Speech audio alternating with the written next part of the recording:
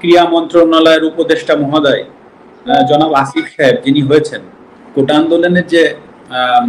যে স্টুডেন্টরা আছে বা যে সমন্বয়কের ভেতরে একজন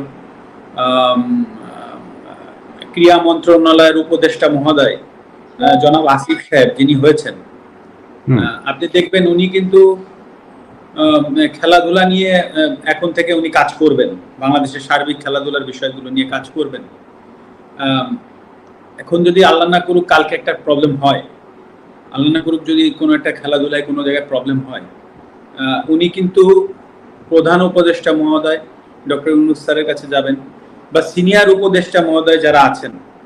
উনাদের সাথে আলোচনা করে এসেই কিন্তু উনাকে স্টেটমেন্ট দিতে হবে। It's very simple,